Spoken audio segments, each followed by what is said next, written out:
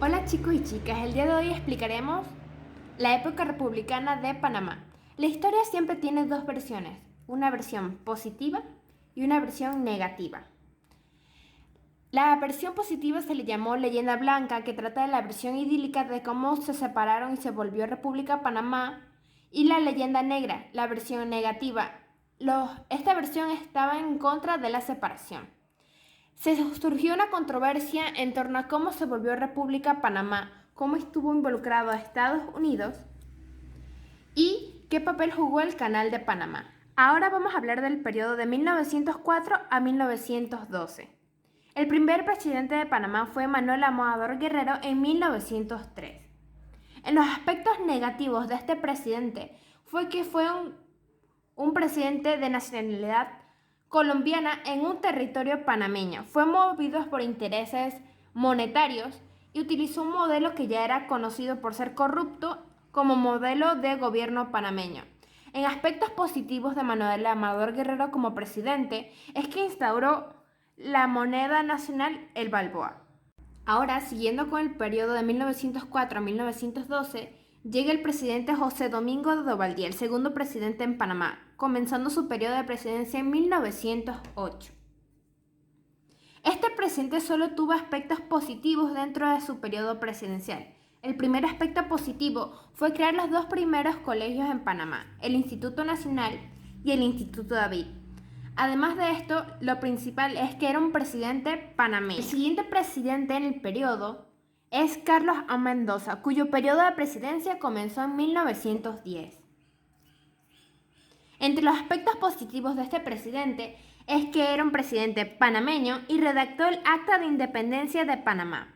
Sin embargo, en los aspectos negativos es que fue rechazado por Estados Unidos por ser mulato o de piel cobriza. El último presidente del periodo de 1904 a 1912 es el presidente Pablo Arosemena, cuya presidencia fue en 1912. Este presidente era un presidente panameño que fue conocido por ser uno de los más corruptos en su época, por ser partidario de Estados Unidos y por su nepotismo, es decir, que tenía casi la gran mayoría de su familia trabajando en el gobierno. El siguiente presidente es Florencio Arosemena, cuyo periodo presidencial comienza en 1928. Este presidente, como aspectos positivos, es que crea el ferrocarril hasta Puerto Armuelles, crea la primera guardería nacional, le aumenta el sueldo a doctores y enfermeros, le quita los impuestos a las revistas y da licencia de maternidad a las mujeres. Como aspectos negativos es que escoge los ministros más corruptos. Panamá es obligado por Estados Unidos a crear la figura de Contralor para evitar más robo y en 1931 se da el primer golpe de Estado en la historia de Panamá. Ahora comenzamos con un nuevo periodo, de 1916 a 1924. El primer presidente durante este periodo es Rodolfo Chiari, quien estuvo en la presidencia por solo 3 meses.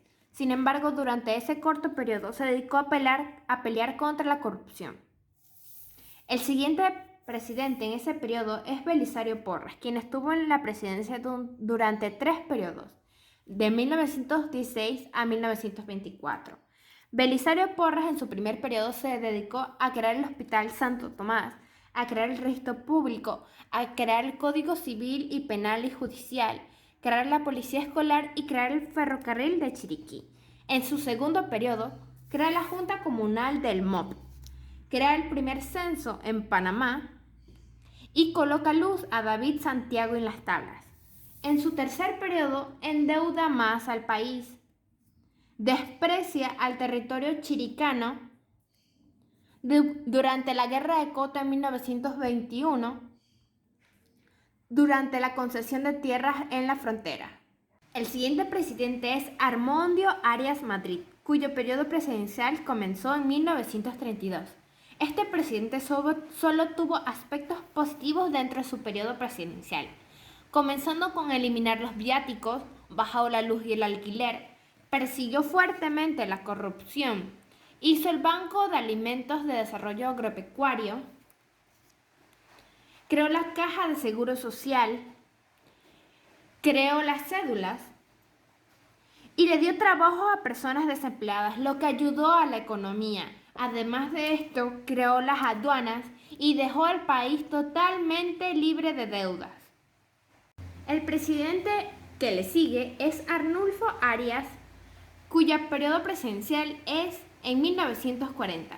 En aspectos positivos es que creó la Caja de Seguro Social, le dio el voto a la mujer, reconoció las vacaciones por primera vez, además creó el preaviso antes de un despido, hizo el Tratado Arias-Calderón.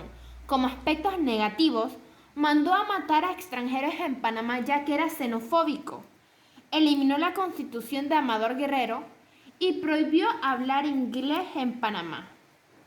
Además que quitó el dólar como moneda nacional. En las elecciones del 9 de mayo de 1948, a inicios de la Guerra Fría, se presentaron 7 candidatos por la presidencia, entre ellos Domingo Díaz, Daniel Chanis y Arnulfo Arias. Al estar la gran mayoría en contra de Arnulfo Arias, se creó una trifulca, lo que concluyó en un acuerdo donde Daniel Chanis, Domingo Díaz y Arnulfo Arias estuvieron en la presidencia a la misma vez por primera vez en la historia de Panamá. Ahora vamos con la presidencia de Marcos Robles en 1964. A Marcos Robles es conocido por realizar el Tratado Robles-Johnson, el cual iba a devolver el canal. Estados Unidos iba a devolver el canal a Panamá en 2060. Se iba a construir un nuevo canal en Panamá, sin embargo, Estados Unidos supervisaría todo ese tiempo a Panamá.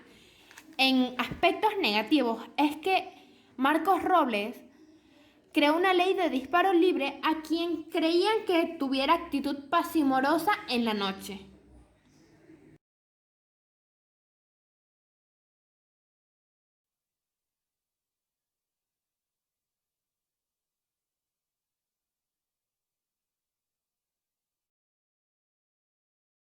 El siguiente presidente es Omar Torrijos Herrera, quien su periodo de presidencia fue de 1968 a 1972.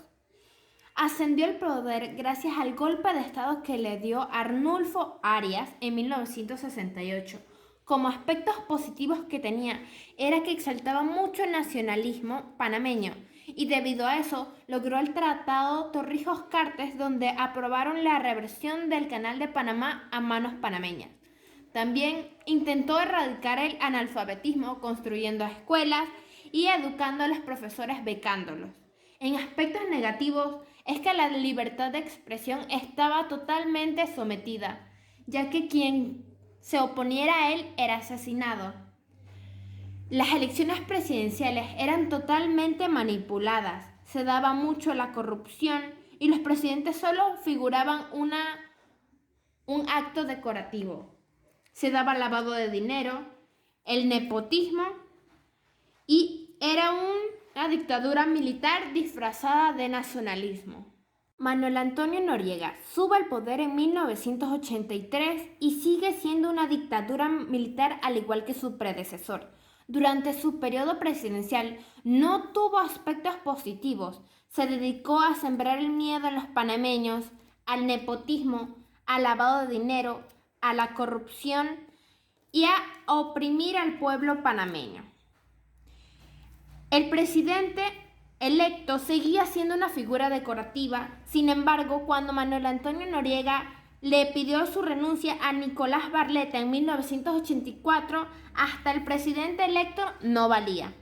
Luego se realizaron nuevas elecciones donde el nuevo ganador, Endara, fue electo. Por lo tanto, Manuel Antonio Noriega se negó a soltar el poder y no dejó que le retiraran de la presidencia. Manuel Antonio Noriega, al negarse a aceptar al presidente electo, Guillermo Endara, y decretar toque de queda a nivel nacional y seguir oprimiendo al pueblo, obligó a que Guillermo Endara solicitara ayuda e intervención de Estados Unidos en la invasión a Panamá en 1989 llamada Causa Justa. En esta invasión se logró que Manuel Antonio Noriega fuera atrapado.